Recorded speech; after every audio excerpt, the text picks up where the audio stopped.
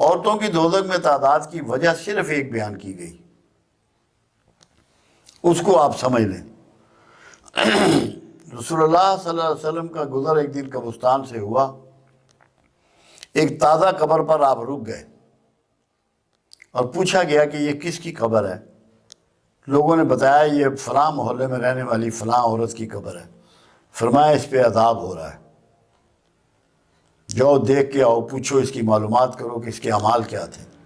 جب معلومات کی گئیں تو پتہ لگا بہت زیادہ نمازی، نوافل پڑھنے والی، صدقہ و خیرات کرنے والی، نفلی روزے رکھنے والی خاتون تھی۔ آپ نے فرمایا نہیں، پوری معلومات کر کے آؤ۔ جب پوری معلومات کی گئی تو پتہ لگا کہ دوسروں کی ٹو میں ہر وقت لگی رہتی تھی۔ آپ نے فرمایا یہ ٹو میں لگنا اس کے سارے باقی اعمال کو کھا گیا۔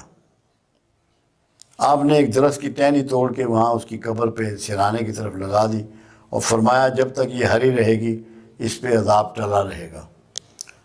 اس مثال دینے کا مقصد صرف یہ ہے کہ اگر مستورات جو اس میں بہت زیادہ ملوث ہیں، غیبت کرنے میں، دوسروں کی ٹو لگانے میں، یہ کپڑا کہاں سے لائی ہے، کون سی دکان سے لائی ہے، کتنے کا خریدا ہے، جوتا کہاں سے لائی ہے اس نے، جویلری کہاں سے بنائی ہے، اس کے گھر کون آ رہا ہے، پکا کیا ہے، مہمان کون آیا ہے، جب دوسروں کے بارے میں غور و فکر کریں گی، دھیان رکھیں گی، ٹو میں رہیں گی تو سارے اعمال ضائع ہوں گے۔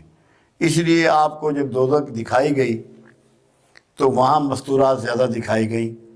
دوسری چیز یہ تھی کہ وہ اپنے شوہروں کی آمدن جو ہے اس کو بعض اوقات اس کی اجازت کے بغیر یوز کرتی ہیں۔ یہ بھی ایک وجہ ہے مستورات کا دوزخ میں زیادہ نظر آنے سے۔ شوہر سے اجازت لیے بغیر اس کی پراپرٹی کا استعمال، یعنی کہ اس کی پیسوں کا یا زیورات کا یا خوراک کا، جو کچھ بھی مالی معاملات میں مطلب ہے اس میں وہ بغیر اجازت کے استعمال، وہ بھی ایک بہت بڑا مطلب ہے اس میں ریزن تھا۔ دوسرا یہ تھا کہ غیبت بہت زیادہ کرتی ہیں۔ غیبت تو آج کل تو مرد بھی بہت زیادہ کر رہے ہیں۔ ان کا تو ٹاپک ہی دوسری کسی اور خاتون کا نام ہوتا ہے۔ میں تو اپنے گھر میں اللہ کا شکر ہے یہ کوشش میں کامیاب ہوں کہ میں کسی کا تذکرہ اپنے گھر میں ہونے ہی نہیں دیتا کہ غیبت کی نوبت ہی نہ آئے۔